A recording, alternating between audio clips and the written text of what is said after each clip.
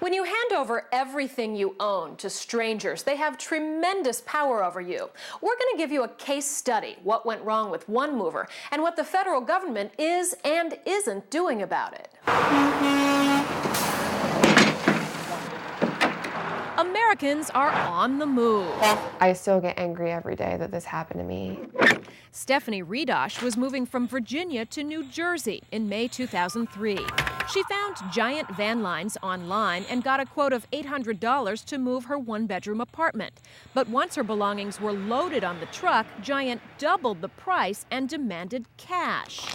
It's hard to come up with $800 in cash to give to a moving company. In its original emails to Redosh, Giant had set a cap of 2,000 pounds. Any extra weight would cost 39 cents a pound. But on the final bill, Giant lowered the cap to 1,295 pounds and raised the rate to 60 cents per pound. That math made Redosh's belongings go 1,000 pounds over and cost her an extra $600. Plus, Giant tacked on $235 for packing 8 boxes, even though Redosh says she packed everything herself. When she argued about the doubled price, Redosh says the vice president of the company threatened her. If you keep calling and demanding that your stuff be returned immediately, we will lose your stuff. If only Redosh had known that when you move interstate, you have the right to witness the weighing of your goods. If only she had known to ask for a binding estimate instead of a non-binding one, which movers are allowed to change. And if only she had known that if the price does go up, by law, you only have to pay 10% extra to get your belongings unloaded. The balance is due later. But Redosh didn't know, and she was alone in a new city with nothing and no one but her cat. She gave in and paid. To know someone has all of your stuff, all of your clothes, all of your furniture, all of your pictures, all of your memories, everything that you possess, it's hard to know that you might not get that stuff back. Redosh is not alone. The Better Business Bureau kicked Giant out after receiving 162 complaints in the past 3 years, the most of any moving company. 21 people have complained about Giant to the website ripoffreport.com, and movingscam.com put Giant on its blacklist after detecting a pattern of complaints. They get there, and before they release your stuff, they demand twice as much money. And what can you do? You have to pay them because they've got all your stuff. Fox 5 found out Giant's Maryland state charter is not in good standing because the company failed to pay its taxes on time. Giant has also been the subject of some civil lawsuits, including one in which the customer won a $21,000 judgment. In August 2004, the federal government finally caught up with Giant. First, the Department of Transportation revoked Giant's interstate operating authority because the company was moving people without the required cargo insurance. Then DOT fined Giant $60,000 for failing to weigh shipments properly and refusing to release them after customers paid the estimated charges plus 10%. We went undercover and booked a move from D.C. to Richmond to see if Giant continued to conduct interstate moves. Giant emailed us a quote. We noticed the estimated number of hours and the total price didn't add up. You moved me to Richmond? Yes. When we introduced ourselves, the driver told us he didn't know doing an interstate move would be illegal. And you didn't realize that the company does not have a license to do that? I first time hear about company not have license. Next, we visited Giant's Jessup headquarters and asked company president Gabriel Suiza about the federal fines Giant is facing.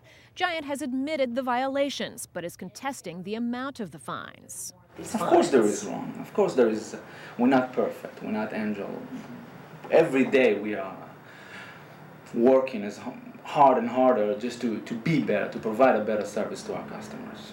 Suiza said thousands of customers have moved successfully with Giant and asked for the names of those who've complained. If I do that, will you make it right with them? Of course. I'm surprised that what we offer them, which I'm sure I did, is not right as for right now. But if they're not happy by any means, we're gonna take care of it immediately.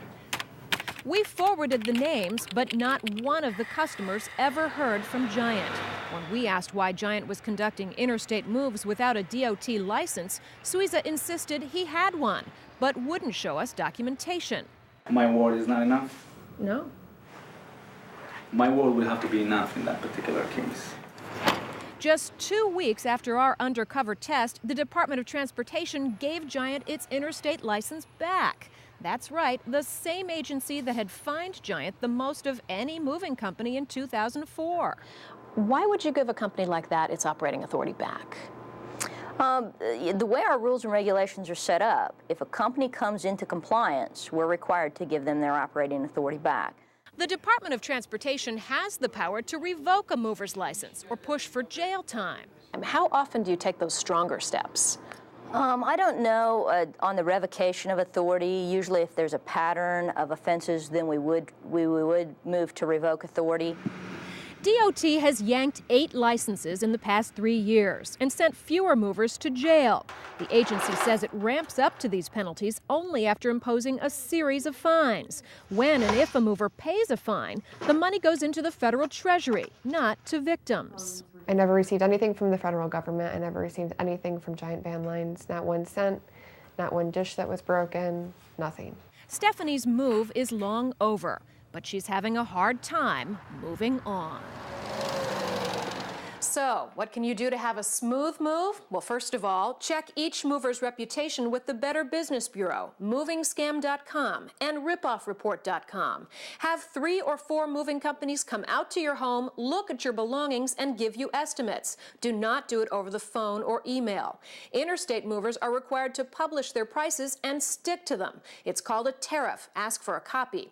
Insist on a binding written estimate. The moving company is bound by law to stick to it so you won't get lowballed. And finally, choose an estimate that is guaranteed not to exceed. That means if your stuff is lighter than the mover estimates, you will actually pay less.